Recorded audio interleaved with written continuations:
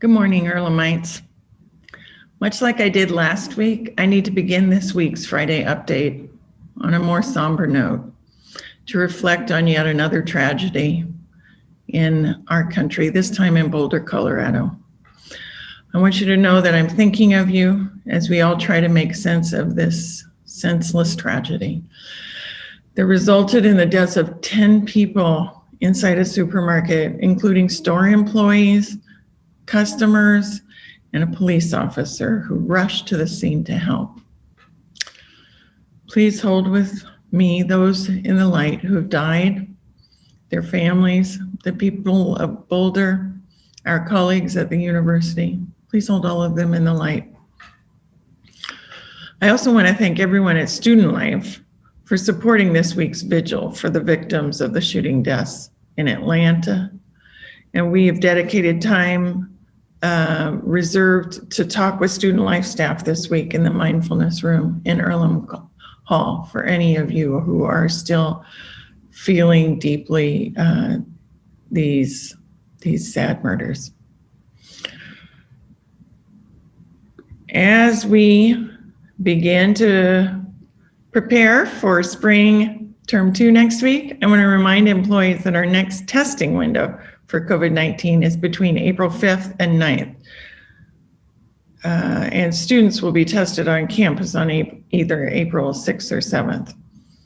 For the first time, we are no longer asking fully vaccinated individuals to be tested, so long as you're not exhibiting symptoms consistent with the virus.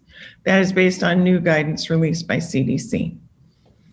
For the rest of us, CDC's Centers for Disease Control, in case you're not aware. For the rest of us, please get tested and submit your information to our portal at www.earlham.edu/coronavirus/submit. And we have dedicated portals for negative and for positive test results. The current COVID-19 situation on campus remains very positive. One Earlham employee reported a case this week with no close contacts, and no students have tested positive now for more than 3 weeks, I think. And in Wayne County, the 7-day positivity rate is now below 2%, following a favorable trend in recent weeks. So things are getting better. And it's about to get warmer, so we can be outside together too. We're also now tracking the percentage of the campus community who've been fully vaccinated. And that percentage currently stands at 23%, which is fantastic. Currently, anyone 40 and up can get vaccinated in Indiana and Ohio. By March 31st, anyone 16 and over in Indiana will be eligible to receive the vaccine.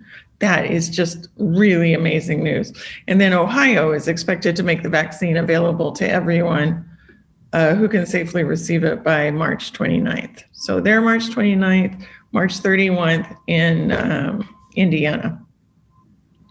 We are working through the specifics of offering vaccines on campus for our students, and we'll let you know as soon as we know more. And looking forward, we are talking about the possibility of opening up campus more fully, less masking, less social distancing, more visitors, once we've reached some level of herd immunity. For example, if 85% of employees and students have been vaccinated, that's a good example of that. So, and as I said, we're already at 23% tested of employees. Students have, in general, not been eligible yet. We do have at least one student vaccinated, which is wonderful, but that should change very quickly in the next month. So we're excited about that. Looking forward to getting back to something more like normal. Next thing, if you attended faculty meeting this week, you know that we've approved a museum studies as a new major for our students. This is the 6th new major in the last year. I want to thank everyone from the Curricular Policy Committee for their careful review and consideration. After existing as a minor on campus for several years, museum studies is now a full-fledged major, and that allows us to make stronger connections between the Joseph Moore Museum of Natural History and several academic areas on campus that contribute coursework to the program. Earlham is very fortunate to have the Joseph Moore Museum, which dates back to the 1870s. The other new majors, as a reminder, include exercise science, data science, media and communications, creative writing, and social services. So very exciting. Also, some good news about an alumna. Carlin Crowley, of class of 1990, was earlier this month named to a national list of the top 25 women in higher education. The list is published in Diverse Issues in Higher Education as part of its Women's History Month edition. Carlin is currently the provost at Ohio Wesleyan University in Delaware, Ohio, one of our fellow GLCA members.